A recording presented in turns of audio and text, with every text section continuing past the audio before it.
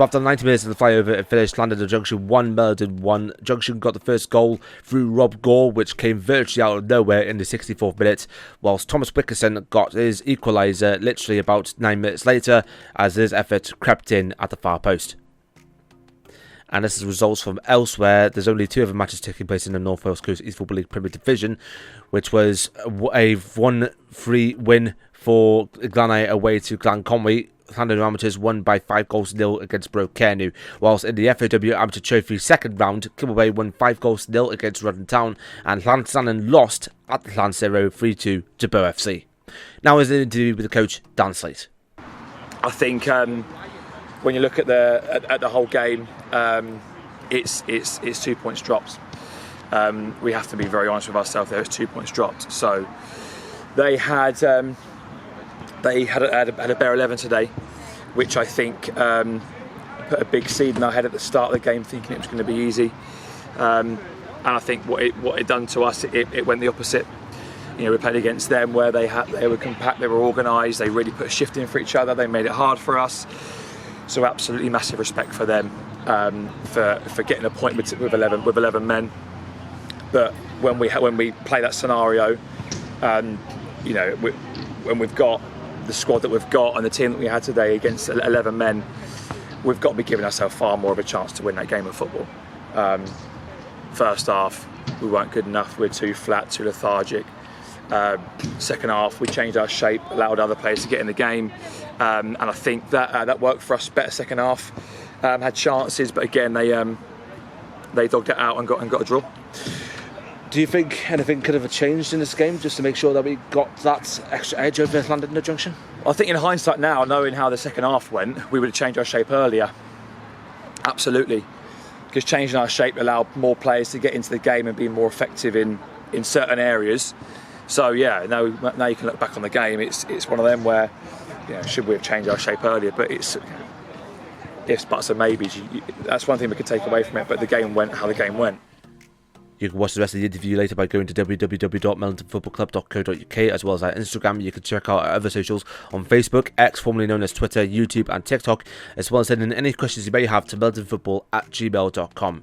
And here's how you can win £50 at the end of the season with every right prediction. Fancy £50? Play your predictions right and you can too. Guess correctly as many match scores as possible throughout Meliden season to bet your chance of winning £50 at the end of it. It's free to enter. All you have to do is put your name and prediction in our website or during the build-up in their Facebook comments. Entries must be 18 or over and have access to a PayPal account in order to transfer the winnings. Entries close after the Christmas holidays to give you a realistic chance, and new entries after closing will not be counted. The very best of luck to you all.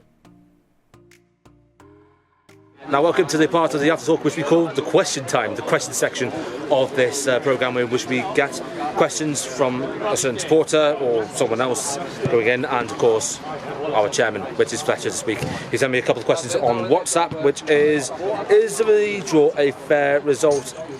Yes and no. I mean, when we come to Llandudno Junction, you would kind of expect us to, well, be ruined. And the team news that we saw come in before the game literally just hit us out of nowhere because we didn't know that they didn't have any subs for that game. So it was kind of a blessing in disguise that we could take advantage of the tiredness. But really, after what is all said and done, the draw is kind of a fair result. But I do feel like we could have won it at the end. We just could have won it at the end.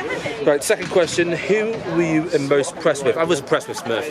I was impressed with his movement. I was impressed with trying to get on the ball as much as he can, especially in the second half when everything was a little bit down for us. Smurf really tries to pressure for everything we can. So top jobs to Smurf, Callum Murphy, our temporary captain. Who was your man of the match for Meliden? Now that is a different matter. I would say, again, it has to be Wicko because his runs forward and him getting the goal late on was brilliant for him. I could have felt like he could have got at least one ball if he kept the ball down at least one spot, but I just feel like it didn't really click for him. Though I do feel like Wicko is man of the match for me. And again, it could be different on socials when you see it tomorrow afternoon. Well, tomorrow afternoon from my point of view, this afternoon from your point of view. Don't forget, if you've got any questions about this game or next week's game or the show in general, then send in any questions you may have across all of our socials or in DMs if you wish to talk about it in the After Talk next time round. Your voice matters at the end of the day. So after match day 7 in the North Wales Coast East Football League Premier Division, this is what the table looks like. Llandudno still lead the way despite not playing in the league today by 2 points ahead of Llandudno Junction, who drew with us, like I said earlier today. Kilbaston in 3rd, Glanay now in 4th after their win. Llandudno in 5th. Llandudno Ramblers after their win are in 6th. Mockja Sports in 7th. Pembrokeshire Phoenix in 8th. We're 9th. Llanfecken Town in 10th ahead of Bow and Brockenny rounding up the top 12. And our next match will be in cup action in the first round of the North Wales Coast FA Cookson Cup, our League Cup in the first round, and we're away to Pembrokeshire Phoenix. The kick-off time is at 2 o'clock, so match time will be on Saturday the 14th of September at 1:45, and then the after talk will be on the Sunday the 15th of September at 5:45. So the sun is setting on the Flyover.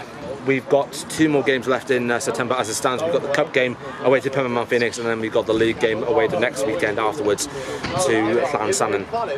What happens next? Only onwards and upwards. I really, really hope so. Good night.